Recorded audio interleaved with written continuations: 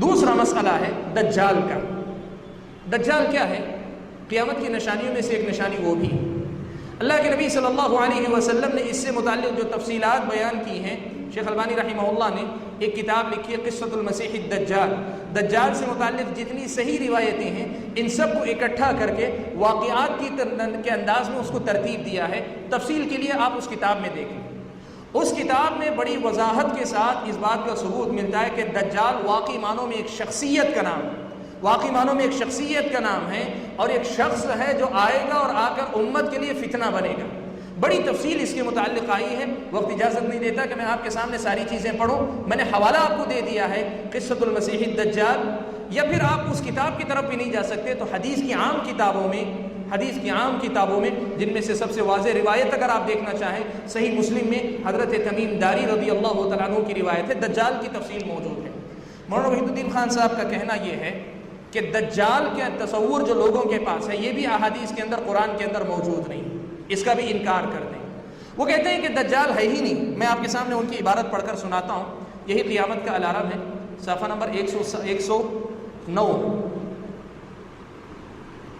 وہ کہتے ہیں دجال کسی پر اسرار، صفحہ نمبر 109 میں دجال کا ظہور ہیڈنگ ہے، اس میں لکھتے کہتے ہیں دجال کسی پر اسرار شخصیت کا نام نہیں، یہ دراصل یاجوج اور ماجوج کے ذریعے پیدا شدہ عظیم مواقع کا منفی استعمال کرنے والے کا دوسرا نام ہے۔ یعنی مطلب کیا ہے، وقت نہیں ہے۔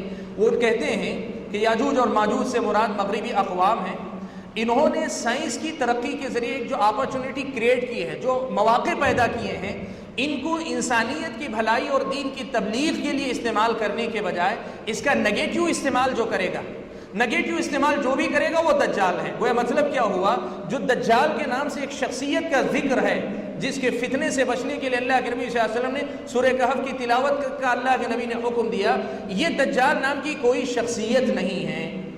یہ ایک اور مسئلہ ہے کہ شریعت میں ثابت شدہ حقیقت کا کھلے الفاظ میں انکار کا۔ اسی دجال سے متعلق صفحہ نمبر 116 پر بھی انہوں نے لکھا ہے،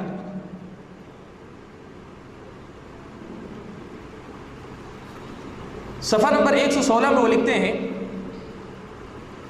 دجال کے بارے میں حدیث کی کتابوں میں بہت سی روایتیں آئی ہیں، ان روایتوں میں دجال کی انوکھی صفات بتائی گئی ہیں۔